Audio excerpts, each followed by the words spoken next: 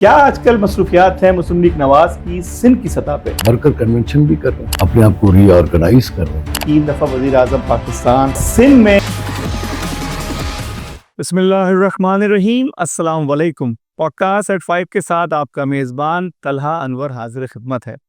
آج ہمارے ساتھ شامل گفتگو ہیں ایک ایسے شخصیت جو کہ پولیس سروس آف پاکستان میں قریباً 30 سال اپنی سروسز دینے کے بعد سیاسی میدان میں قدم رکھے، اور جب سیاسی میدان میں قدم رکھا تو کا انتخاب تھا مسلم لیگ نواز، اور مسلم لیگ نواز کی صوبہ سندھ کی صدارت پہ فائز ہیں، جن کا نام ہے جناب بشیر میمن صاحب۔ السلام علیکم سر۔ وعلیکم السلام۔ سر خیریت سے ہیں؟ اللہ کا بہت شکر، مدینے والے کا۔ Sir welcome to podcast at 5۔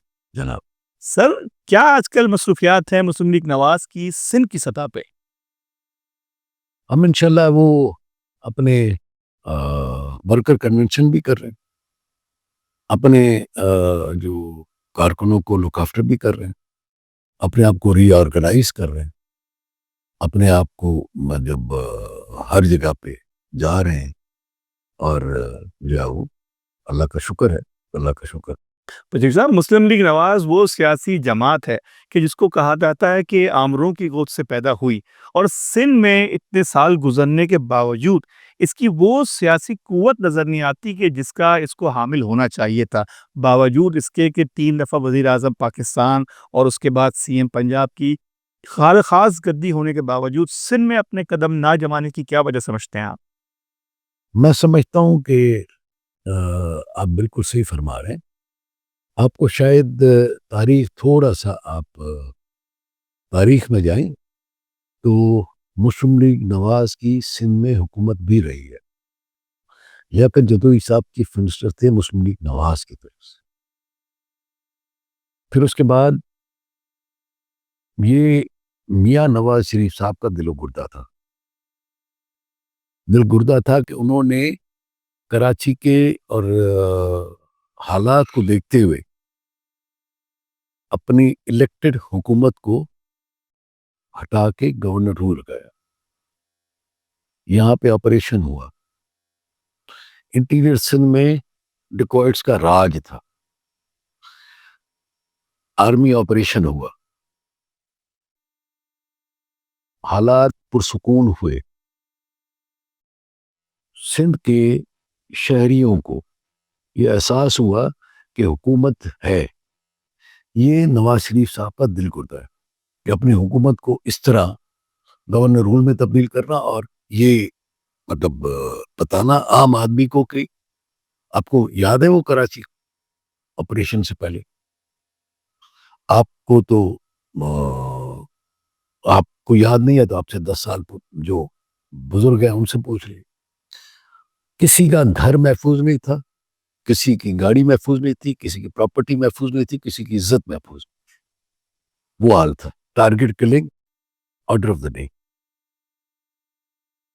بطہ خوری order of the day, kidnapping کوئی مسئلہ نہیں۔ یہ نواز شریف صاحب ہے جنہوں نے کراچی کو امن لیے۔ پھر آ جائیں انٹیریئر سندھ، کئی ایریاز ایسے تھے جو عام آدمی کے لیے نو ایریاز تھے، جا ہی نہیں سکتے، پولیس نہیں جا سکتی تھی۔ پھر وہاں پہ کیا ہوا؟ آرمی آپریشن ہوا، اینٹی ڈیکوائٹ آپریشن ہوا، اور وہ بالکل سیف ہوئے۔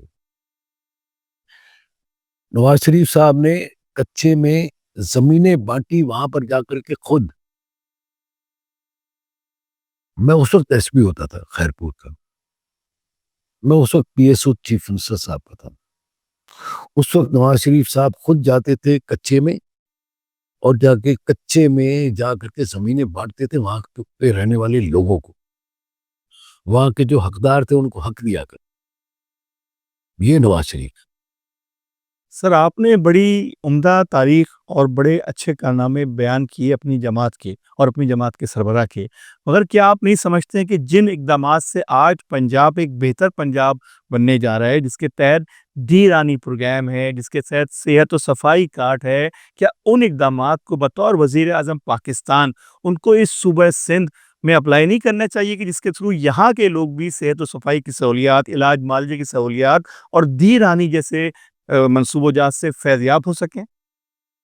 آپ مریم نواز صاحبہ کی جو صرف 3 پروگراموں کا نام لے رہے ہیں نا، 100 سے زیادہ انیشیٹوز ہیں مریم نواز صاحبہ کے، 100 سے زیادہ، اب گن نہیں سکیں گے، ہر سیکٹر میں، سوشل سیکٹر میں، ایجوکیشن سیکٹر میں، ہیلتھ سیکٹر میں، فائنینشل سیکٹر میں، ایگریکلچر سیکٹر میں، ہر سیکٹر میں.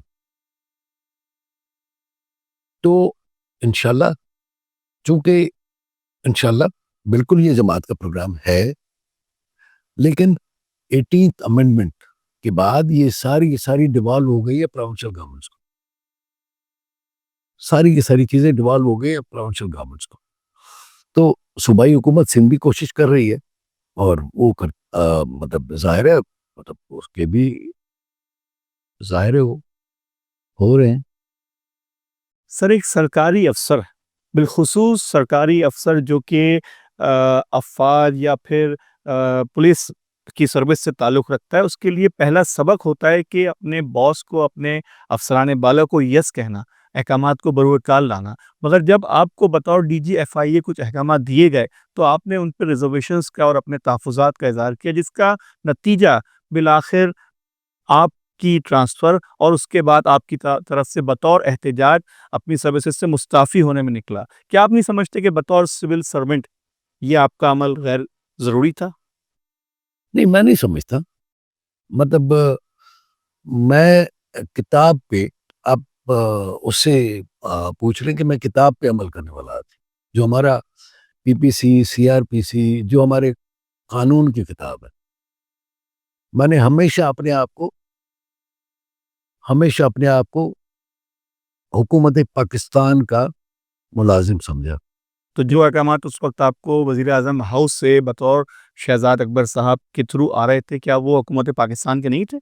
نہیں، حکومت پاکستان صرف اور صرف قانونی احکامات دے سکتی. یہ فیصلہ کرنے والا ایک سرکاری افسر کیسے ہو سکتا ہے کہ یہ احکام قانون کے مطابق ہے یا نہیں؟ قانون تو لکھا ہوا ہے، اس پہ عمل کرنا ہے. میں نے قانون لکھا ہوا ہے، میں نے اسی پہ عمل کرنا ہے. جو میرا ایکٹ ہے، میرا قانون ہے، میرا آئین ہے، وہ کہتا ہے کہ انلیگل، جس کو انلیگل ہو وہ آپ کام نہیں کر سکتے. یعنی کہ آپ کہنا چاہتے ہیں کہ آپ نے اپنے ضمیر کی آواز پہ لبیک کہتے ہوئے ان احکامات کو ماننے سے انکار کر دیا جو کہ مبینہ طور پہ غیر قانونی تھے. ضمیر کو نہیں، میں تو اپنے قانون پہ عمل کروں گا نا.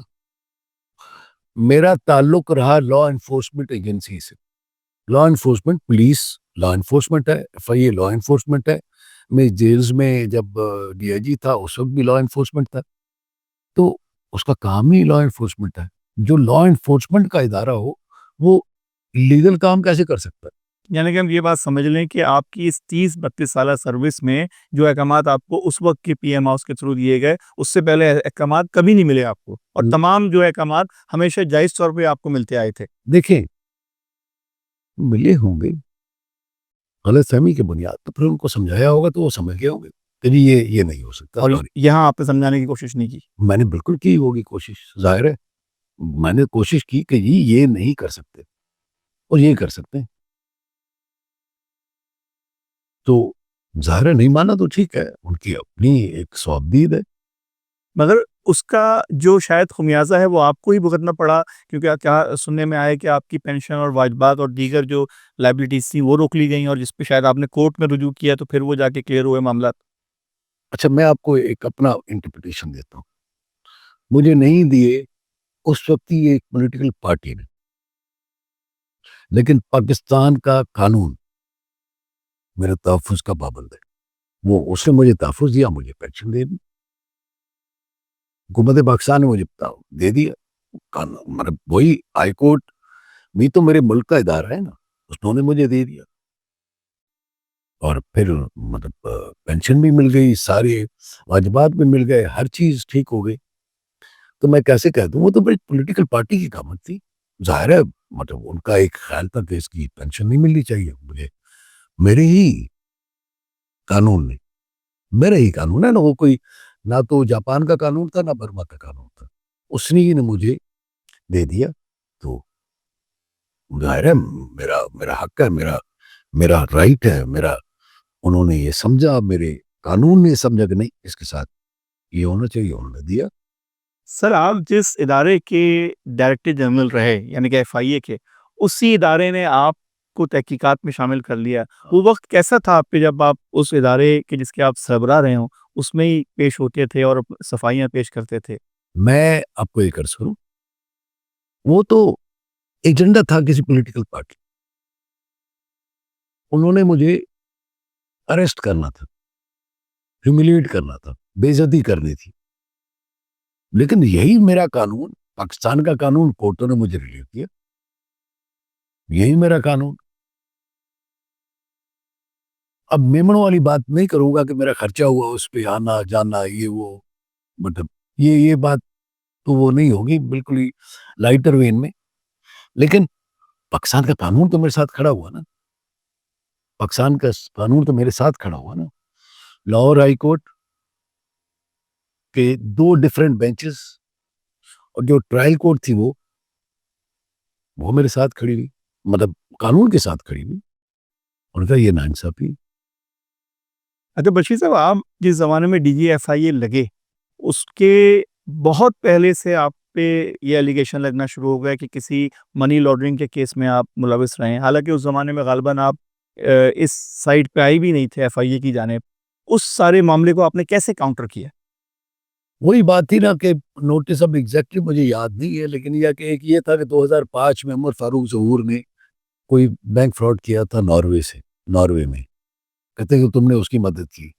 2011 میں اس نے کوئی ٹرکی میں کوئی کیا تھا، کوئی بینکنگ کا کوئی اس کا وہ تھا، اسکیم تھا، اس میں تو میں تو تھا ہی نہیں، میں تو اس وقت SP تھا، مطلب میرے خیال میں 2005 میں تو میں SP تھا اور DIG تھا سندھ پولیس میں، تو ظاہر ہے میرا یہی ڈیفنس تھا جو کہ انہوں نے میرے اداروں نے، میری کورٹوں نے، میرے ملک کی کورٹوں نے، پنجاب ہائی کورٹ نے اور ٹرائل کورٹ نے یہ میرا موقف مانا اور بالکل انہوں نے مجھے ریلیف دیا۔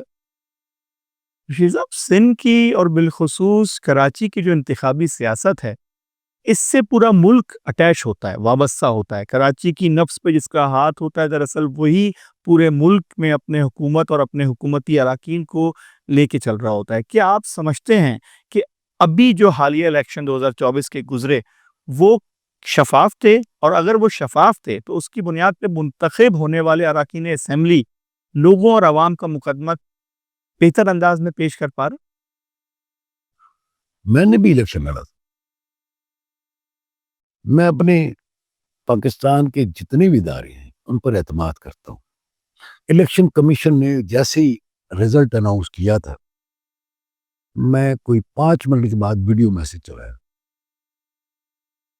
کوئی کچھ بھی کہے میں نے تسلیم کیا تھا، یعنی میں 81,000 ووٹ لے کر کے اور 80,000 کچھ سو ووٹ لے کر کے میں تسلیم کرتا ہوں کہ میری شکست ہوئی ہے اور اگلی مرتبہ انشاءاللہ پر آئیں گے۔ یہ کیا بات ہے؟ میں ہار جاؤں تو میں کہوں کہ غلط ہے اور میں جیت جاؤں تو کہوں کہ صحیح ہے۔ It's not on۔ یعنی کہ آپ موجودہ جو الیکشنز حالیہ گزرے ہیں ان کے حوالے سے مکمل طور پہ مطمئن ہیں؟ میں آج نہیں کہہ رہا ہوں، میرا جس دن رزلٹ اناؤنس ہوا تھا اس کے 10 منٹ کے بعد میں نے یہی ویڈیو میسج چلایا۔ آپ کو نہیں لگتا کہ 2018 کے الیکشن جس میں RTS بیٹھ گیا، 2013 کے الیکشن جس میں صدر زرداری صاحب کی طرف سے کہا گیا کہ عروس کا الیکشن تھا، اور جو 24 کا الیکشن جس میں کہا گیا کہ فارم 47 کے نمائندگان ہیں، کسی حد تک پولیٹڈ تھے؟ میں یہ کہہ رہا ہوں کہ میں نے تو اعتماد کیا اس کے اوپر، پچھلے الیکشنز کو بھی آپ صاف شفاف سمجھتے ہیں؟ میں یہ کہہ رہا ہوں میرا جب پرسنل اسٹیک تھا اس وقت میں نے اعتماد کیا، تو میں کیسے ہی آج کہہ دوں؟ یعنی کہ آپ کے مطابق جو 18 کی گورنمنٹ کی آئی تھی وہ بھی بالکل fair and election commission of Pakistan اب جس طرح اختلافی باتیں کرنا چاہیں تو 100 کر سکتے ہیں، لیکن میں یہ کہتا ہوں الیکشن کمیشن آف پاکستان نے یہ وہ کیا تھا۔ 2018 میں میرا بھائی بھی آ رہا تھا، ہم نے اس وقت بھی قبول کیا، ٹھیک ہے، وہ GDA کا کینڈیڈیٹ تھا، बशीर साहब, आप वो वाहिद ब्यूरोक्रेट नहीं है या वो वाहिद सरकारी अफसर नहीं है जो कि अपनी सर्विस पाकिस्तान को देने के बाद सियासी मैदान में कमर कदम रखे हैं। आपसे पहले भी कई मिसालें मौजूद हैं, स्पेशली सिंध में। मगर सिंध में अगर हम देखें तो ये रिवायत मिलती है कि यहाँ के जो रहने वाले जो मकामी बाशिंदे हैं वो सियासत के लिए उन्हीं सियासी जमातों का इंतखाब करते हैं जो कि यहाँ पे अरसा दराज से सियासत करती आई है, जैसे मुस्लिम लीग फंक्शनल, जैसे कि पीपल्स पार्टी और दीगर जमातें जो कि अर्बन एरियाज़ की हैं। आपने मुस्लिम लीग नवाज़ का इंतखाब किया और आपने कहा कि मैंने इनको मेरिट पे देखा, मुझे काम इनका अच्छा लगा। तो अगर कोई शख्स आप पे एतराज़ करे कि आपने इस जमात का इंतखाब इसलिए किया कि इमरान से आपकी एक ख़ास तौर पे राइवलरी थी और फिर आपने उसका बदले के तौर पे नवाज़ की जमात का इंतखाब। मैं समझता हूँ अगर आप नवाज शरीफ साहब की 1985 के बाद की पंजाब की सियासत को देखें, पंजाब को देखें, तरक्की पर वो जब वजीर आजम रहे, जब शहबाज शरीफ साहब चीफ मिनिस्टर रहे पंजाब की तरक्की, पाकिस्तान की तरक्की। 2017 में पाकिस्तान का जीडीपी ग्रोथ 5.58 पे था, 5 उससे ज्यादा था। पाकिस्तान तरक्की की मनाजिल तय कर रहा था। तो उनकी जो तरक्की का जो विजन है, फिर उसके बाद अभी देख लें, शहबाज शरीफ साहब की हुकूमत आई, जाहिर है पीएमएल-एन की गवर्नमेंट है और विजन नवाज शरीफ साहब का, उनकी बेटी चीफ मिनिस्टर पंजाब की। आप खुद देख लें पाकिस्तान में, और पाकिस्तान में इतने क्राइसिस में किस तरह मुस्लिम लीग नवाज, पंजाब में इतने सैलाब के हालात हैं, आप देख लें सीएम पंजाब को कितनी एक्टिव है। 100 से ज्यादा वेलफेयर के इनिशिएटिव्स हैं उनके, 100 से ज्यादा। फिर शहबाज शरीफ साहब फॉरेन पॉलिसी देख ले, फॉरेन पॉलिसी देख ले कि अमेरिका भी हमारा दोस्त है, चाइना भी हमारा दोस्त है। कतर में बात हुई, फौरन हमारे इसहाक डार साहब और शहबाज शरीफ साहब वहां पे पहुंच गए। कल जो यूनाइटेड नेशंस में जो जो जवाब हमारे मंदूब ने, हमारे एम्बेसडर ने वहां पे जो जवाब दिया है इजराइल को, आप देख ले, ये सारी की सारी पॉलिसी, ये सारी की सारी पॉलिसी हमारी पाकिस्तान की पॉलिसी है ना। वैसे कहते हैं कि बिलावल भुट्टो ने भी मुकदमा पाकिस्तान का बड़ा अच्छे तरीके से बहुत पेश किया है। बहुत अच्छा, बहुत अच्छा। मैं ये कह रहा हूँ कि ये भी तो देखे ना, वैसे इलेक्शंस में एक दूसरे के खिलाफ लड़ती हैं, लेकिन जब पाकिस्तान की बात हो तो बिल्कुल इकट्ठे होते हैं। वो गए थे जब जंग हुई, उसके बाद पूरी दुनिया में एक वफद बनाया था शहबाज शरीफ साहब ने, जो खुर्रम दस्तगीर साहब और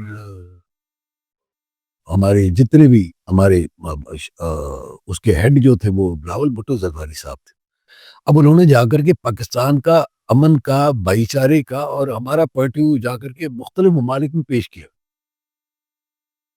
हमारी जो वजीर खारजा हैं, नायब वजीर आजम, उन्होंने भी अपना मुकदमा इस तरह मरवू किया। और मैं कह रहा हूँ सारे इकट्ठे हैं, जहाँ पे पाकिस्तान की बात हो सारे इकट्ठे हैं। सिर्फ फेडरल हुकूमत की तरफ से बिलखुसूस नवाज़, मुस्लिम लीग नवाज़ की तरफ से कहा जाता है कि कराची के लिए हमने बेशुमार मंसूबे दिए। उसमें से 2 मंसूबा जात का बतौर ख़ास ज़िक्र किया जाता है। एक तो ग्रीन लाइन बस, जो कि एक प्राइवेट पार्टी को दी गई है जो कि उसे ऑपरेट कर रही है, और दूसरा K4 जो कि गुज़िश्ता 22 से 23 सालों से हम रोज़ अखबार में खबर पढ़ते हैं कि मुकम्मल होने वाला है, इसकी फंडिंग बढ़ा दी गई है। मगर ये दोनों उस तरीके से ना तो मुकम्मल होते नज़र आते हैं और ना ही ऑपरेशनल नज़र आते हैं। जब बारिशें होती हैं, जब मुहर्रम का जुलूस होता है नमाज़ पे, तो यही ग्रीन लाइन अपनी सर्विसेज़ बंद कर देती है कि हमें ख़तरा है कि हमारी बसें चलाने नहीं जाएँ। और जब ये K4 की बात होती है तो सिंध गवर्नमेंट कहती है कि हम अपनी फंडिंग पूरी कर रहे हैं, लेकिन विफाक देने को तैयार नहीं है।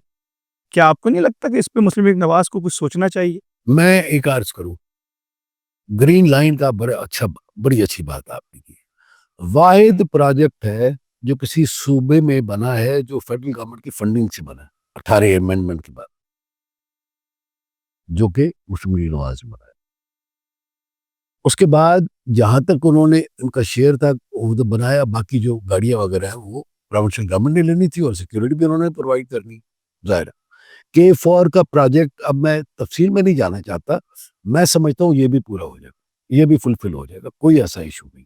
میں نہیں سمجھتا کہ کوئی اس طرح, ہاں فنڈنگ کا ہو سکتا ہے ایشو ہو, اس لیے کہ پاکستان اس وقت تھوڑا سا مطلب کیش جو ایک انفلو تھوڑا سا پرابلمز ہیں, جو کہ میرے خیال میں اس وقت جو شہباز شریف صاحب نے جو FBR میں جو ریفارمز لا رہے ہیں اس کے بہت بہتر نتائج آئیں گے, بہت بہتر نتائج آئیں گے. سر ویسے معذرت کے ساتھ FBR کو بدلنے کے لیے عمران خان کی گورنمنٹ نے بھی ایک شخص کا تقرر کیا تھا جو کہ 1 سال بعد ہی ہٹا دیا گیا. مجھے پتہ ہے شبر زیدی صاحب وہ خود چھوڑ کے چلے گئے تھے, وہ خود چھوڑ کے چلے گئے تھے, لیکن شہباز صاحب جو کر رہے ہیں آپ کو انشاءاللہ اس کے ریزلٹس ملیں گے. مسلم لیگ نواز اس کو تو اس کے جو ڈوور تو ہیں نا, کام تو کرتے ہیں نا, کام بھی کرتے ہیں اور کر کے دکھاتے بھی ہیں. مشکل ترین حالات ہیں جب پاکستان میں مسلم لیگ نواز کی طرف سے شہباز شریف صاحب جو ہمارے ایکس پریزیڈنٹ بھی ہیں مسلم لیگ نواز کے, انہوں نے جب ٹیک اوور کیا تھا تو یہ کہا جا رہا تھا کہ ہم جو ہے وہ دیوالیہ ہونے والے. اب کیا حال ہے؟ ایسی کوئی بات نہیں, کوئی فارن انویسٹر آنے کو تیار نہیں تھا. ابھی امریکہ کے ساتھ ہمارے $500 ملین کیا انویسٹمنٹ آ رہی ہے وہاں سے پیٹرولیم سیکٹر میں. چائنا سے سی پیک, ابھی ہماری وزیر اعظم صاحب اور اسحاق ڈار صاحب گئے تھے چائنا میں, چائنا سے سی پیک پھر سے ریوائیو ہو رہا ہے. دیکھ لیں رشیا کے ساتھ بھی انہوں نے بھی اسٹیل مل بنانے کی ہمیں وہ کی ہے, پھر سے بنانے کی وہ کی ہے کہ نئی اسٹیل مل آپ کو لگا دیتے ہیں. تو ہمارے تو تعلقات ہر جگہ پہ بہتر ہو رہے ہیں, فارن پالیسی میں, فائنینشیل کنڈیشنز, فائنینشیل ہیلپ, ہر جگہ پہ. جو پچھلی حکومت تھی نام لیے بغیر, میں آپ کو یہ عرض کروں کہ اس نے IMF کے ساتھ معاہدہ کر کے 15 دن کے بعد اس کو توڑ دی. اور آپ نے کہا کہ آپ کی جماعت نے اس حوالے سے کافی قابل ذکر کامیابی حاصل کی ہیں. کیا آپ نہیں سمجھتے کہ اگر ہمارے موجودہ آرمی چیف جناب عاصم منیر صاحب کی مشاورت اور محنت نہ ہوتی تو یہ کامیابی اس طریقے سے نہ ملتی جیسے مل پائی ہے؟ میں یہی کہہ رہا ہوں, فیلڈ مارشل پاکستان کے ہیں, برما کی تو نہیں ہے نا. اور ہم کیوں کہتے ہیں پاکستان کے ہیں, انہوں نے پاکستان کے لیے کام کیا ہے, جنگ آپ کو جتوا کے دی ہے, پاکستان میں ہماری عزت بنی ہے. مطلب کیوں ہم کہتے ہیں فیلڈ مارشل ہیں وہ, مطلب ہمیں عزت نہیں بڑھائی انہوں نے. ہماری پوری دنیا میں عزت بڑھی. ٹرمپ جو ہمارے امریکن پریزیڈنٹ, جو ہمارے پچھلی حکومت کے وزیر اعظم کے ساتھ بات نہیں کرنا چاہتا تھا, ادھر کا پریزیڈنٹ, ہمارے فیلڈ مارشل کو بلا کے اس نے اور بعد میں جو تعریفی کلمات ادا کی ہیں ان کے بارے میں, ہمیں فخر نہیں کرنا چاہیے؟ سر آپ کے جو قائد ہیں اور جو موجودہ قیادت ہے, جب وہ ایگزائل میں تھے تو جن عرب ممالک نے ان کی میزبانی کی اور ان کے ساتھ وہ کافی عرصہ وہاں پہ مقیم بھی رہے, بڑے اچھے مراسم ہونے کے باوجود آج ہمارے ملک کے جو دیگر لوگ بسلسلہ روزگار ان ریاستوں میں, عرب ریاستوں میں اور بالخصوص اس ملک میں جا رہے ہیں, تو ان کو وہ سہولیات کیوں نہیں مل پا رہی باوجود اس کے کہ آپ کی جماعت کے ان ممالک سے, ان GCC کنٹریز سے بڑے اچھے تعلقات ہیں؟ ہمارے لوگوں کے ویزے کیوں نہیں اپروو ہو رہے, ان کو ورک امپلائمنٹ ملنے میں اتنی مشکلات کیوں ہیں؟ پاکستان پہ ایک بدنما داغ لگ چکا ہے کہ وہ بے ایمانی کرتے ہیں, چوری کرتے ہیں. کیا اس داغ کو بھی مسلم لیگ نواز کی حکومت مٹا پائے گی؟ انشاءاللہ. ابھی دیکھیں قطر پہ جو بھی حملہ ہوا, فوراً ہمارے پرائم منسٹر صاحب ادھر چلے گئے اور انہوں نے کہا کہ ہم کو ہوسٹ کرنے کو تیار ہے OIC کو. ٹھیک ہے. پھر اس کے بعد اس وقت بھی جیسے آپ جس وقت ہم بات کر رہے ہیں, اس وقت بھی اب یہ دیکھیں ہمارے یہاں تیاریاں چل رہی کہ جی قطر کے ساتھ کھڑا ہونا ہے، او آئی سی کے ساتھ کھڑا ہونا ہے۔ اس وقت بھی جب ہم بات کریں فارن پالیسی کی، تو پریزیڈنٹ آف پاکستان اسف علی زرداری صاحب اس وقت بھی چائنا میں موجود ہے انویسٹمنٹ پوائنٹ آف ویو سے۔ تو ہم سارے اکٹھے ہیں، ہم سارے اکٹھے ہیں، ہم سارے پاکستانی ہیں۔ یہ ہم کوئی وہ پولیٹیکل پارٹی نہیں ہے جو انڈیا کے ساتھ کھڑی ہو یا جو اسرائیل کے ساتھ کھڑی ہو، ہم پاکستانی ہیں اور پاکستان کے ساتھ کھڑے ہو۔ سر، مسلم لیگ نواز کا ایک بڑا کارنامہ پاکستان کو ایٹمی قوت ہونے کا تحفہ دینا ہے، جو کہ یوم تدبیر کی صورت میں ہم ہر سال 28 مئی کو مناتے ہیں۔ اس وقت ایک نئی بازگشت پورے ملک میں بڑے زور و شور سے جاری ہے، جس کی آئین میں اجازت بھی ہے، اور ماہرین کہتے ہیں کہ اس سے ملک کو بڑا فائدہ ہوگا۔ میں بات کر رہا ہوں نئے صوبوں کی فارمیشن کے حوالے سے۔ اس حوالے سے مسلم لیگ نواز کا سرکاری موقف کیا ہے؟ مجھے چونکہ پتہ نہیں ہے تو میں کوئی کمنٹ اس میں نہیں کروں گا، مجھے پتہ نہیں ہے تو کوئی بھی بات میں کروں گا تو وہ بالکل وداؤٹ ہوم ورک کرنا بات مناسب نہیں۔ میں چونکہ ابھی ہر چیز مطلب ایک پڑھنے اور دیکھنے کے بعد اس پر کوئی وہ کرتا ہوں تو مجھے پتہ نہیں ہے، تو اس پہ میں معذرت کروں گا آپ سے۔ کیا آپ حق میں ہیں کہ نئے صوبے بنے؟ مجھے پتہ نہیں ہے، میں جب پڑھوں گا اس کی فائنینشیل امپلیکیشنز، اس کی سوشل امپلیکیشنز، اس کے پولیٹیکل امپلیکیشنز، تو پھر بندہ بات کر سکتا ہے جب میں دیکھوں گا اس کو۔ جب ہم بات کرتے ہیں مسلم لیگ نواز کی سندھ میں سیاست کی، تو آپ اس میں کراچی کو نظر انداز نہیں کر سکتے، اور جب کراچی کی بات کرتے ہیں تو یہاں کا نوجوان جو کہ ایک بڑی تعداد میں بے روزگار ہے اور ساتھ ہی ساتھ ڈپرائیوڈ ہے، پریشان ہے اپنے مستقبل کو لے کے، اس کے لیے مسلم لیگ نواز سندھ چیپٹر کے پاس کیا منصوبہ ہے؟ میں یہ سمجھتا ہوں کہ امپلائمنٹ اپرچونٹیز بڑھنی چاہیے، انڈسٹریل سیکٹر کو بہتر ہونا چاہیے، اور جو کہ فیڈرل گورنمنٹ نے کوئی ایف بی آر کی اصلاحات کے تھرو اور پھر اپنی فارن پالیسی کے تھرو، امریکہ میں ہمارے اوپر ٹیکس کم ہے ایز کمپیئر ٹو انڈیا، تو ہم انشاءاللہ یہاں پہ جاب اپرچونٹیز کریٹ کروانے میں انشاءاللہ مددگار ثابت ہوں۔ کیا آپ نہیں سمجھتے اس وقت جو سندھ بالخصوص کراچی کی جابز جو وفاقی گورنمنٹ کی طرف سے ایڈورٹائز ہوتی ہیں، وہ کراچی کے نوجوانوں کے لیے اتنی مطلوبہ تعداد میں نہیں ہے جو کہ ہونی چاہیے؟ 2.5 سے 3 کروڑ کی شہر کی آبادی ہے اور چند پوسٹیں اس میں ایڈورٹائز کی جاتی ہیں۔ کیا آپ لگتے ہیں کہ یہ پروسیس ہونے میں کئی سال نہیں لگ جائیں گے؟ نہیں، آپ بات کریں سرکاری ڈپارٹمنٹس کی، بات کریں سرکاری ڈپارٹمنٹس تو ایک کوٹا منظور ہے، کوٹا ہے اکارڈنگ ٹو دی کانسٹیٹیوشن، اس حساب سے تو کوئی کسی کو گلا نہیں۔ اب آ جاتے ہیں ہم اس کے اوپر، جو پرائیویٹ سیکٹر ہے اس کو بڑھنا چاہیے، اس کو بڑھے گا انشاءاللہ، وہ انشاءاللہ بہترین ایکسپورٹ سیکٹر ہوگا ہمارا۔ جس دن ہماری ایکسپورٹ بڑھی، جو کہ انشاءاللہ پالیسیز کی وجہ سے بڑھے گی، فارن پالیسی ڈیپینڈ کرتی ہے نا، فارن پالیسی آپ کی آ رہی ہے تو فارن انویسٹمنٹ آئے گی، انڈسٹریلائزیشن ہوگی تو ظاہر ہے یہی کہ لوگوں کو ملازمتیں ملے گی۔ اب امریکن جو انویسٹمنٹ آ رہی ہے پیٹرولیم سیکٹر میں، جس کا کہ ایم او یو بھی سائن ہوا، ابھی جو پریزیڈنٹ صاحب گئے ہوئے ہیں ہمارے چائنا، سی پیک کے متعلق بات ہوگی، انویسٹمنٹ کے متعلق بات ہوگی، تو انویسٹمنٹ جو آئے گی جہاں پر آ کر کے فیکٹریاں انڈسٹری لگے گی تو ظاہر ہے لوگوں کو ملازمتیں ملے گی۔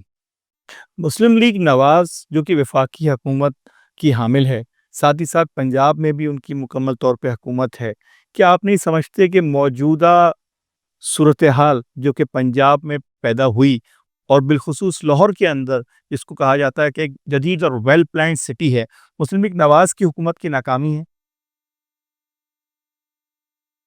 مطلب آپ ایک طرف کہہ رہے ہیں کہ ویل پلان سٹی بھی بنا لیا انہوں نے، اچھا شہر بھی بنا لیا، پھر ناکامی ہے؟ میں مطلب سمجھا نہیں آپ کے سوال۔ یعنی کہ لاہور جیسا سٹی جو کہ راوی کا امین کہلاتا ہے، اس کی انفراسٹرکچر کی حالت آج آپ کے سامنے ہے، لوگ وہاں سے پریشان ہیں، وہ سوسائٹیز پارک ویو جہاں کے لوگ بڑے شرفا اور بڑے ہی اچھے گھرانوں کے لوگ رہتے تھے، وہ آج اعتراض کرتے نظر آ رہے ہیں کہ ہمارے گھر آپ نے بنا کے دے دیے اور جہاں کے آج پانی آ چکا ہے۔ اب میں آپ کے سوال کو سمجھ گیا۔ آپ کا اعتراض ہے روڈا پہ، راوی اربن ڈیولپمنٹ اتھارٹی یہ کب بنی؟ کس نے بنائی؟ کس نے بنائی؟ لیکن ہم ہر چیز کو چھوڑتے ہوئے اس وقت جو سیلاب ہے، خاص طور پہ 3 ریورز، چناب، ستلج، راوی۔ راوی میں بھی مطلب ظاہر ہے لاہور کا رہنے والا تو نہیں ہوں، لیکن یہ راوی کو میں دیکھتا رہا ہوں۔ راوی میں 2 لاکھ کیوسکس پانی آنا تو کبھی سوچا ہی نہیں ہوگا پلانر، کبھی سوچا ہی نہیں ہوگا اتنا پانی ہوگا۔ پہلے ہوتا ہوگا مطلب انڈس بیسن واٹر ٹریٹی سے پہلے، لیکن یہ تو اس کے بعد میرے خیال میں ہو سکتا ہے پہلے آیا ہو، مجھے فگرز چونکہ میرے پاس پتہ نہیں ہے۔ تو بہت زیادہ پانی آیا ہے جہاں پہ ایک مجھے تو اس دن میں دیکھ رہا تھا ایک نالے کی جو کیپیسٹی ہے وہ 33,000 کیوسکس ہے، اس میں 73,000 کیوسکس پانی ہے، تو ظاہر ہے اوور فلو کرنا ہے اس میں۔ اور لوگ چونکہ ادھر رہ رہے ہیں، لوگوں کی زمین آباد ہیں، تو ظاہر ہے نقصان تو ہوا ہے، اور اس کی ریلیف آپ آپریشنز دیکھیں، اٹس اے میریکل جس طرح وہ کر رہی ہیں مریم نواز صاحبہ، جس طرح ان کی کیبنٹ کر رہی ہے۔ مریم اورنگزیب صاحبہ، مطلب ہمارے خواجہ سلمان ہو، کتنا آپ کو لگ نہیں رہا کہ انتھک محنت ہو رہی ہے وہاں پہ۔ آج تو دیکھیں مسلم لیگ نواز کی ساری کیبنٹ، مریم نواز صاحبہ، مریم اورنگزیب صاحبہ، جتنے بھی ہیں وہ سارے موجود ہیں۔ بلاول بھٹو صاحب بھی وہاں پہ گئے تھے، اور کل وہاں پر فیلڈ مارشل بھی گئے تھے۔ اب آپ کہیں گے وہ کیوں گئے تھے؟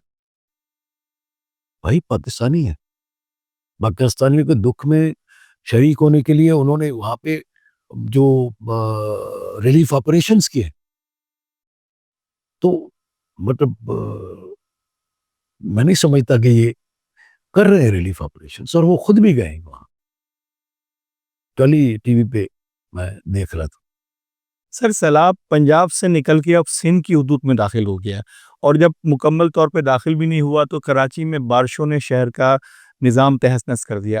اس پہ وزیر اعظم صاحب کا ایک اسٹیٹمنٹ ٹی وی پہ چلا، اخباروں میں خبر آئی کہ تشویش کا اظہار، مگر کیا آپ سمجھتے ہیں کہ صرف تشویش کا اظہار ہونا اور مقامی قیادت سے بات کر لینا لوگوں کے دکھوں پہ مرہم رکھ دے گا؟ کیا آپ کو نہیں لگتا کہ عملی طور پہ ایک بڑے پیکیج کا اعلان کراچی کے لیے کرنا چاہیے، جس سے یہاں کی مقامی حکومت، لوکل گورنمنٹ کو سپورٹ مل سکے دوبارہ سے ری انفراسٹرکچر ریہیبلیٹیٹ کرنے میں؟ میں سمجھتا ہوں کہ یہ ظاہر ہے پورے پاکستان کے لیے اس وقت پورا پنجاب، آپ یہ جو سیلاب کی جو آپ نے بات کی، پہلے میں اس کا جواب دوں کہ جتنا پانی دریا سندھ میں آ رہا ہے میرے خیال میں یہ اتنا بڑا کوئی چیلنج نہیں۔ اور دوسرا پروونشل گورنمنٹ ساری کی ساری اس وقت متحرک نظر آتی ہے آپ کو۔ کراچی میں جو بارشیں ہوئی، پوری کی پوری پروونشل گورنمنٹ، چیف منسٹر سے لے کر کے میئر سے لے کر کے چیئرمین سے لے کر کے ہمارے بھی چیئرمین ہیں، وہ بھی سارے کے سارے علاقہ جات میں موجود تھے کہ وہاں پہ بارشوں سے کوئی ریلیف، کوئی کچھ کر سکیں۔ لیکن چونکہ بارشیں بہت زیادہ تھی، میں نے یہی کہا نا آپ کو، بارشیں بہت زیادہ تھی، تو جتنا وہ کام کر سکتے تھے وہ تو نظر آیا، میڈیا پہ بھی نظر آیا۔ بارشوں کے دوران بلاول بھٹو صاحب بھی موجود تھے، مطلب ہمارے چیف منسٹر صاحب بھی موجود تھے، ہمارے میئر صاحب بھی موجود تھے، اور ڈپٹی میئر بھی موجود تھے، یہ سارے کے سارے چلتے رہے تھے۔ ہمارے چیئرمین بھی جو جہاں سے چیئرمین الیکٹ ہوئے ہیں مسلم لیگ وہاں سے، وہ بھی اپنے اپنے حلقوں میں علاقوں میں موجود تھے، اور جتنا وہ کر سکتے تھے اتنا کر رہے تھے۔ لیکن اب ظاہر ہے جب اسی کو قدرتی آفات کا نام دیا جاتا، سر میرا سوال، کلائمیٹ چینج جو ہے وہ ظاہر ہے بہت بڑا چیلنج ہے، بہت بڑا چیلنج ہے۔ اسی لیے وزیر اعظم صاحب نے موسمیاتی ایمرجنسی اور زرعی ایمرجنسی کا اعلان کیا۔ بالکل ہے، ہمارے یہ ایشوز تو ہیں، اور وزیر اعظم صاحب نے ایک تو یہ اعلان کیا ہے، دوسرا یہ ہے کہ ظاہر ہے جب وہ وقت آئے گا انشاءاللہ بالکل انفراسٹرکچر کے لیے اور اس کے لیے ہر چیز کو بالکل دیکھیں گے، وہ مجھے پتہ ہے۔ سر اس سے زیادہ کیا وقت آئے گا کہ آپ کراچی کی کسی بھی سڑک پہ نکل جائیں، آپ سڑک ڈھونڈتے رہیں، صرف آپ گڈھوں میں گاڑی چلاتی رہیں گے۔ اس سے زیادہ کیا وقت آئے گا کہ آپ کسی بھی گلی میں چلے جائیں، آپ کے پیر کیچڑ میں لت پت ہو جائیں۔ اس سے زیادہ کیا وقت آئے گا کہ آپ کسی بھی پل پہ چڑھ جائیں تو کلمہ شہادت پڑھتے ہوئے نیچے اترتے ہیں کہ شاید پل نہ گر جائے۔ یہ کراچی کا آواز، کراچی کا نوا، ہر اس شخص کی آواز ہے جو کراچی میں رہتا ہے، جو صبح نوکری پہ نکلتا ہے اور شام میں آتا ہے تو بیوی بچے سے دیکھ کے شکرانے کے نفل پڑھتے ہیں۔ Don't you think it's the right time to fund Karachi? You are right, you are right, بالکل صحیح کہہ رہے ہیں کہ کراچی کو ضرورت ہے ری ویمپنگ کی آن انفراسٹرکچر لیول، بالکل پھر سے انفراسٹرکچر کو ری پلان کرنا چاہیے، بہتر کرنا چاہیے، اور ہمیشہ بہتری کی گنجائش موجود رہتی ہے اور کرنی چاہیے، کوئی اس میں کوئی دو وہ نہیں ہے، اور اکیلی میں سمجھتا ہوں پروونشل گورنمنٹ نہیں کر سکتی، اکیلی پروونشل گورنمنٹ نہیں کر سکتی۔ تو اسی لیے آپ دیکھیں نا، جو سیلاب کے جو علاقے ہیں جہاں پہ پنجاب میں سیلاب آئے، وہاں پہ 1 مہینے کی بجلی کا بل کے لیے IMF سے بات کی، تو مدد کر رہے ہیں اور کریں گے انشاءاللہ، کریں گے انشاءاللہ، کیوں نہیں کریں گے، پروونشل گورنمنٹ کے ساتھ مل کے کریں گے انشاءاللہ۔ سر ہماری جو اس وقت پوزیشن عالمی منظر نامے پہ ہے وہ بقور شخص سے بہتر ہوتے نظر آتی ہے، اور جو ہمارے اعداد و شمار ہیں ان میں بھی کسی حد تک گرے ایریا سے نکل کے اب ہم بہتر طرف جاتے نظر آتے ہیں۔ کیا آپ کے مطابق ہمیں گزشتہ کتنے اشرے درکار ہوں گے مکمل طور پہ پاکستان اس دور میں لے کے جانے کے لیے جہاں ہر شخص کو روزگار تھا، ہر شخص کو امن مل جایا کرتا تھا اور ہر شخص سکون کی نیند سو جایا کرتا تھا؟ ہمیں دیکھیں، جو مجھے فیلڈ مارشل صاحب کا ایک اسٹیٹمنٹ میں نے جو شاید انہوں نے کہیں تقریر کرتے ہوئے دیا تھا کہ 5 سال انشاءاللہ ہم 5 سال کے اندر اندر اس قرضے کے کرائسس سے نکل جائیں گے۔ یہ جو پیٹرولیم کا مجھے بڑی اچھی، میں آپٹیمسٹ ہوں، I'm personally very optimistic person، جو کہ روشن پہلو دیکھتا ہوں چیزوں کا، تو میں سمجھتا ہوں کہ 5 سال کے اندر اندر جب ہمارے قرضے ختم ہو جائیں گے تو انشاءاللہ جو ہم ٹیکس کلیکشن سے استعمال کرتے ہیں وہ ہمارے ملک میں لگے گا، انویسٹمنٹ آئے گی، انشاءاللہ ملک بہتر ہوگا۔ سر 18 میں جب خان صاحب کی حکومت آئی تھی انہوں نے بھی کہا تھا پیٹ پہ پتھر باندھ لو، لوگوں نے پیٹ پہ پتھر باندھ لیے، لب بھی سی لی، آنکھیں بھی بند کر لیں، لیکن آج 2025 کے اندر بھی لوگوں کی وہی حالات ہیں، بلکہ اس سے کئی گانا دکرز ہوئے ہیں۔ آپ مزید 5 سال مانگتے ہیں، کہیں ایسا نہ ہو کہ یہ لوگ ہی نہ ہو اور نہیں، میں کہہ رہا ہوں 5 سال تو پیک ہوئے گا نا، ابھی انشاءاللہ شروع ہو جائیں گی بہتری، دیکھیں نا انشاءاللہ بہتری شروع ہو جائے گی۔ بات یہ ہے کہ آپ اس بندے کی بات کر رہے ہیں، اس بندے کے ساتھ کمپیئر کر رہے ہیں جس نے کبھی یونٹ کاؤنسل کا چیئرمین بھی نہیں رہا، اس کو کوئی تجربہ نہیں تھا، اس کو کسی قسم کا ایڈمنسٹریٹو ایکیومن نہیں تھا اس کے اندر۔ کرکٹ ٹیم کے 10 پلیئرز کو سنبھالنا اور اس کو چلانا مختلف ہوتا ہے ملک چلانا، اور پھر فارن پالیسی میں آپ دیکھ لیں اس نے کیا بٹا بٹھایا۔ ابھی میں مطلب نہیں بات کرنا چاہ رہا تھا، لیکن آپ جو کہ مجھے فارن پالیسی میں کیا بٹا بٹھایا، افغانستان سے کا کیا حال ہوا، ہمارے جو ہمارے جو عرب کنٹریز ہیں ان کے ساتھ ہمارے تعلقات کیا رہے، سی پیک بند ہو گیا، عرب ممالک ابھی تک ہم سے شاکی ہیں، امریکہ پتہ لگ گیا آپ کو جی، وہ آئے گا تو یہ ہو جائے گا، یہ آئے گا تو یہ ہو جائے گا، کچھ بھی نہیں۔ مطلب ایک خود پسند اور مغرور آدمی،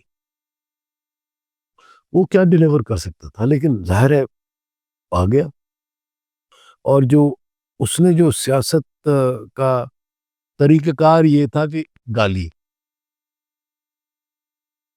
گالی جوتے، عجیب عجیب قسم کی حرکتیں۔ سندھ کی سیاست میں ایک بڑا کردار یہاں کے وڈیروں کا ہوتا ہے، یعنی کہ علاقہ وائز اپنے علاقے کا وڈیرا اپنے لوگوں پہ بڑا انفلوئنشل ہوتا ہے. وہ جس جماعت کو کہتا ہے اس کے سارے لوگ اسی جماعت کو ووٹ دے دیا کرتے ہیں. اور اسی طریقے سے سندھ کی سیاست میں ہم تبدیلی آتے دیکھتے ہیں کہ کس طریقے سے مختلف جماعتیں یہ ترقی کرتی ہیں اور باقیوں کو اپنے ساتھ ملا کے آگے بڑھتی نظر آتی ہیں. مسلم لیگ نواز نے سندھ میں اپنے قدم بڑھانے کے لیے، اپنے سیاسی انفراسٹرکچر کو مضبوط کرنے کے لیے کیا اسی حکمت عملی کو اپنانا ہے یا عوام کے درمیان روٹس میں بیٹھ کے جمہوری طور سے اپنی سیاست کو آگے بڑھانا ہے؟ دونوں دونوں میں نے کہا نا it would be two ways game. پہلے بھی تھا مسلم لیگ نواز کی تو یہاں پہ حکومت رہی ہے. مسلم لیگ نواز کی تو یہاں پہ حکومت رہی ہے. پھر گورنر رول بھی لگایا نواز شریف صاحب. تو ہم انشاءاللہ اب دیکھیے گا انشاءاللہ. بشیر میمن صاحب، آپ اتنا عرصہ سیاسی لوگوں کے ساتھ کام کرتے رہے، مختلف بیوروکریٹس، مختلف سیاستدانوں، مختلف افسران کو آپ نے ڈیل کیا. سب سے اچھا اور سب سے سنہرا دور آپ کی سروس کے دوران کون سا تھا؟ کچھ یادیں تو ہم سے شیئر کریں. ظاہر ہے جب اب مطلب اب اس میں دو پہلو ہیں. ایک وہ ہے جو انجوائے کیا ہوں. سب سے زیادہ جو میں نے انجوائے کیا، سب سے زیادہ جو یادیں ہیں وہ ہے اے ایس پی. اس کہ بندہ ینگ ہوتا ہے. اور شاید پورے علاقے، پورے ضلع کی چودراہٹ بھی آپ کے ہاتھ میں ہوتی. نہیں، سب ڈویژن چودراہٹ بڑی مختصر ہوتی ہے، لیکن نئی وہ ہوتی ہے. ایک اسٹوڈنٹ ہوتا ہے بندہ، all of a sudden he becomes, مطلب ٹریننگ کے بعد وہ ٹریننگ میں بھی ظاہر ہے پولیس کی ٹریننگ بہت سخت بھی ہوتی ہے، تو ادھر بھی بندہ جو ہے وہ وہی ہوتا ہے، اسٹوڈنٹ ہی ٹریٹ کیا جاتا ہے. لیکن جب وہ فیلڈ میں پہنچتا ہے تو تھوڑی سی اتھارٹی اور تھوڑا سا وہ ہوتا ہے تو وہ بہت انجوائے کرتا ہے. پہلے جو 15-20 دن ہوتے ہیں وہ بندے کا دل نہیں کرتا کہ سوئے، بندہ کا دل ہی نہیں کرتا کہ سوئے، ہر وقت جاگتا رہے، باقی انجوائمنٹ. پھر جب پہلے ضلع میں جاتا ہے اور پھر وہ ادھر جو ہے وہ ایک بات کر رہا ہوں جوانی کی، ظاہر ہے وہ عمر وہ نہیں ہوتی اور وہ رسپانسبلٹیز اور اتھارٹی ہوتی ہے. اور پھر ظاہر ہے جس طرح جیسے بڑا مطلب ہوتا جاتا ہے، لیکن ظاہر ہے پروفائل بھی بڑھتا جاتا ہے، چیزیں بھی بڑھتی جاتی ہیں، پاورز تو بڑھتی ہیں، لیکن پھر اندازہ ہوتا ہے کہ نہیں رسپانسبلٹی بھی زیادہ ہے، پھر وہ اکاؤنٹیبلٹی بھی زیادہ ہے. اپنی نظروں میں بھی اور لوگوں کی نظروں میں بھی اکاؤنٹیبلٹی بھی زیادہ ہوتی ہے. تو لیکن ظاہر ہے انجوائے بھی کرتا ہے اور اللہ کا شکر ادا بھی کرتا ہے. ظاہر ہے اسی نے.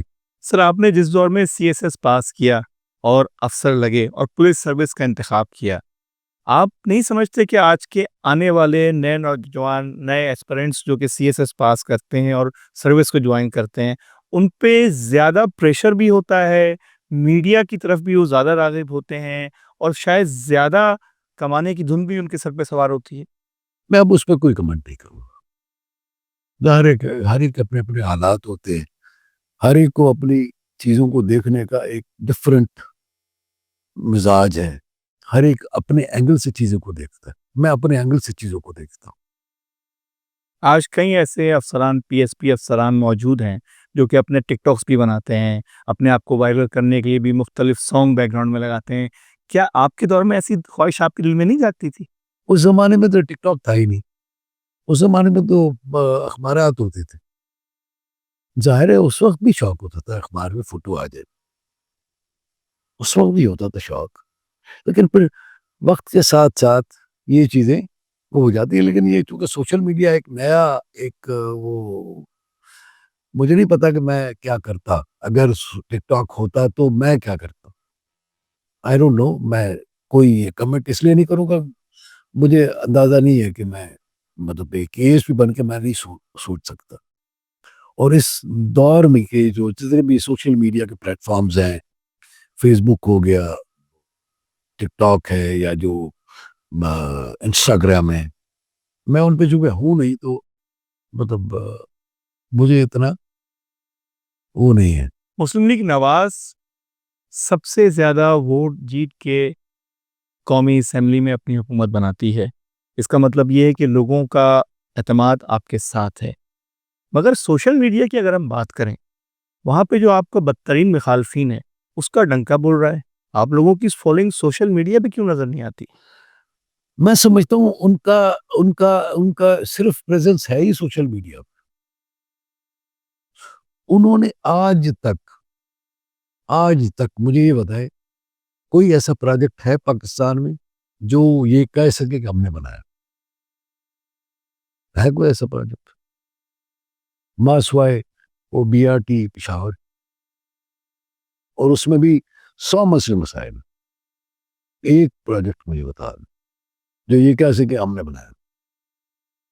مسلم لیگ نواز کے ساتھ کتنے پروجیکٹس ہیں 85 سے لے کے آج تک، اس کو اگر آپ نکال دیں تو پاکستان سے موجود ہو رہے. اچھا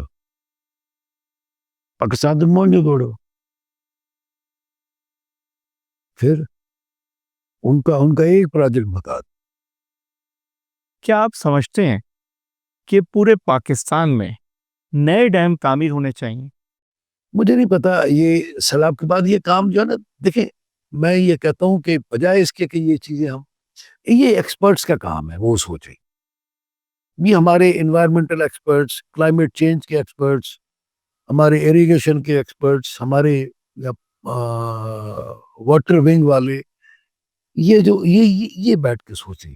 میں یہ سمجھتا ہوں بجائے اس کے کہ مطلب میں بیٹھ کے سوچوں، میرا کام نہیں ہے، میں سوچ بھی نہیں سکتا، میرے پاس اسٹریٹجی بھی نہیں ہے، میں بنا بھی نہیں سکتا، میں پڑھا لکھا نہیں ہوں. سر پچھلی حکومت کا تو بڑا فوکس تھا کہ ڈیموں کی تعمیر کرے گی، اس حوالے سے فنڈنگ بھی کری، اور حکومت کی جانب سے پالیسی آتی ہے تو پھر ایکسپرٹس کو آن بورڈ لیا جاتا ہے اور پھر ان سے رائے طلب کی جاتی ہے، میں پھر بھی اس کی فیزیبلٹی بنتی ہے، پھر اس کی PC1 تیار ہوتی ہے اور پھر وہ پروجیکٹ امپلیمنٹ ہوتا ہے. تو اس وقت ڈیموں کا تو ایک بڑا معاملہ. میں یہ سمجھتا ہوں کہ بجائے اس کے کہ مجھ جیسا نیم حکیم خطرے جان ہوگا وہ کوئی کمنٹ کرے اس پہ، لیٹ ایکسپرٹس کم فارورڈ. ان کو بتانا چاہیے کہ اگلے سال اگر یہی بارشوں کے حالات رہیں گے، یہی سیلاب کے حالات رہیں گے تو ہم کیا اسی طرح بھگتیں گے اس کو، یا ہم نے کوئی اسٹریٹجی بنا دی ہے، جو کہ میرے خیال میں بنا بھی دی ہے، ٹیم بنا بھی دی ہے. بلاول بھٹو صاحب نے کہا تھا کہ وہ موسمیاتی اور زراعتی ایمرجنسی نافذ کرے، وہ پرائم منسٹر صاحب نے کر دی. ابھی ظاہر ہے وہ بنے گی. ہماری یہ کلائمیٹ چینج جو آ رہا ہے پتہ نہیں کتنے سال چلتا ہے، مجھے تو یہ بھی نہیں پتا، میں تو یہ کہہ بھی نہیں سکتا. اس لیے جو انوائرمنٹ والوں کا کام ہے وہی ہمیں بنا کے دیں گے کوئی چیز، تو پھر اس کے بعد ایکسپرٹس کو کر بیٹھنا چاہیے جو کہ بیٹھ کے ہر چیز کا اپنا ایک حل نکال کے دیں گے، بجائے اس کے کہ میں بیٹھ کے کوئی کمنٹ کروں.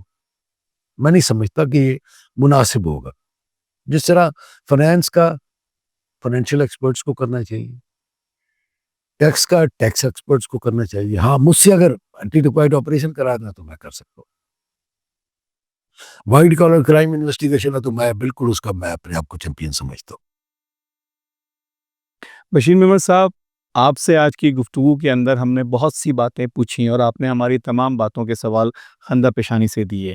ہمیں آپ کی اس نشست کے لیے دل کی گہرائیوں سے آپ کے شکر گزار ہیں. مگر جانے سے پہلے ہم ربیع الاول کی مناسبت سے آپ سے چاہیں گے کہ آپ کے دل میں جو عشق رسول ہے اس مناسبت سے رسول اکرم صلی اللہ علیہ وآلہ وسلم اور ان کے چاہنے والوں کے لیے کوئی پیغام ہمارے چینل 5 کے پلیٹ فارم سے آپ دینا چاہیں تو.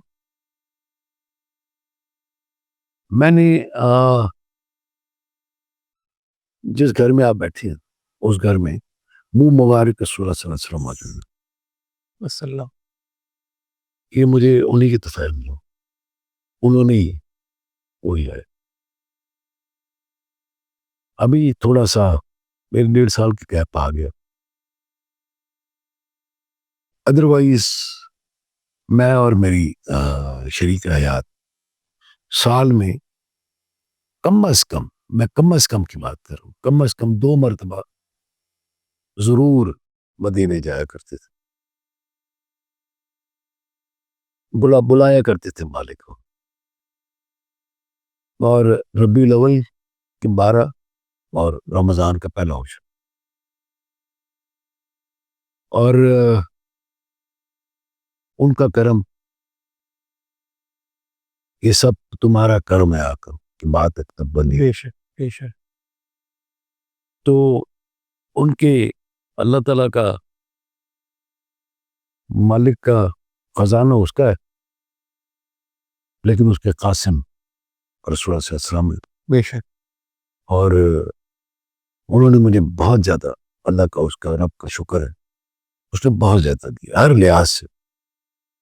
1.5 سال سے میری بیگم چکے وہ بیڈ ریڈن ہے، وہ نہیں چل پائی. تو میں بھی ظاہر ہے مالک کو نہیں بلایا، انشاءاللہ اکتوبر میں جا رہا ہوں، پھر سے مالک نے بلایا، انشاءاللہ مالک کرم کرے گا. باخوب. ہم اپنے تمام ناظرین کا بے حد شکریہ ادا کرتے ہیں جو کہ اس پوڈ کاسٹ کے دوران ہمارے ساتھ جڑے رہے. اپنے فیڈ بیک سے ہمارے یوٹیوب چینل podcast@5 پہ ہمیں ضرور مطلع کریں. آج کی نشست سے اپنے طلحہ انور ہوسٹ کو اجازت دیجیے، اس درخواست کے ساتھ کہ پاکستان کی خاطر زندہ رہیں، پاکستان کی خاطر ہر وہ کام کر گزریں جو ہمارے بس میں ہے، تاکہ اس ملک کو دوبارہ سے عظیم اور عظیم تر بنانے کے لیے ہم سب ایک ساتھ جدوجہد کر سکیں. اپنا اور پاکستان کا خیال رکھیں. اللہ حافظ.